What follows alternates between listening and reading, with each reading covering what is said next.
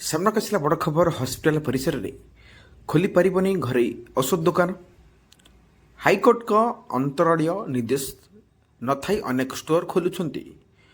ରାଜ୍ୟରେ ସରକାର ଡାକ୍ତରଖାନା ପରିସରରେ ଖୋଲିଥିବା ଘରୋଇ ଔଷଧ ଷ୍ଟୋରକୁ ନେଇ କଡ଼ା ଅଭିମୁଖ୍ୟ ଗ୍ରହଣ କରିଛି ସ୍ୱାସ୍ଥ୍ୟ ବିଭାଗ।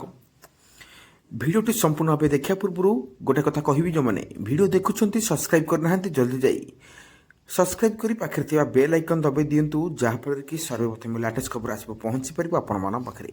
ଆଉ ଲେଟ୍ କରିବାନି, ଯିବା। ରାଜ୍ୟରେ ସରକାରୀ ଡାକ୍ତରଖାନା ପରିସରରେ ଖୋଲିଥିବା ଘରୋଇ ଔଷଧ ଷ୍ଟୋରକୁ ନେଇ କଡ଼ା ଅଭିମୁଖ୍ୟ ଗ୍ରହଣ କରିଛି ସ୍ୱାସ୍ଥ୍ୟ ବିଭାଗ। ଯେଉଁ ଷ୍ଟୋରଗୁଡ଼ିକ ଏବେ କାର୍ଯ୍ୟକ୍ଷମ ଅଛନ୍ତି ସେମାନଙ୍କ ଲିଷ୍ଟ ଅବଧି ଆଉ ବଢ଼ାଇବ ସହ ନୂଆ ଷ୍ଟୋର ଯେପରି ନ ଖୋଲିବ ସେଥିପାଇଁ ଦୃଷ୍ଟି ଦେବାକୁ ବିଭାଗ ପକ୍ଷରୁ କୁହାଯାଇଛି।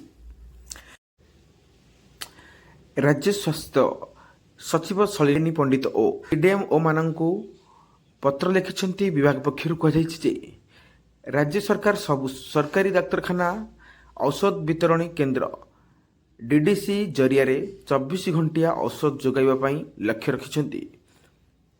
ହେଲେ ସରକାରୀ ହସ୍ପିଟାଲ ପରିସରରେ ଔଷଧ ଷ୍ଟୋର ଖୋଲିଥିବା କିଛି ବ୍ୟବସାୟୀ ଏହାର ବିରୋଧରେ ହାଇକୋର୍ଟରୁ ରିହାତିଦେଶ ଆଣି ବ୍ୟବସାୟ କରୁଛନ୍ତି। ମାତ୍ର ଅନେକ ଦୋକାନୀଙ୍କ ପାଖରେ ହାଇକୋର୍ଟଙ୍କ ରିହାତି ଦେଶ ନଥିଲେ ବି ସେମାନେ ବ୍ୟବସାୟ ଜାରି ରଖିଛନ୍ତି। ବିଭାଗ ସେମାନଙ୍କ ଏକ ତାଲିକା ପ୍ରସ୍ତୁତ କରିଛନ୍ତି। ତେଣୁ ସରକାରୀ ମେଡିକାଲ କଲେଜ ଓ ସରକାରୀ ଡାକ୍ତରଖାନା ପରିସରରେ ଏଭଳି ଔଷଧ ଷ୍ଟୋର କାହିଁକି ଖୋଲୁଛନ୍ତି ତାହା ସମ୍ପର୍କରେ ଆସନ୍ତା 3 ଦିନ ଭିତରେ ସିଡିଏମ୍ଓ ଉତ୍ତର ରଖିବେ।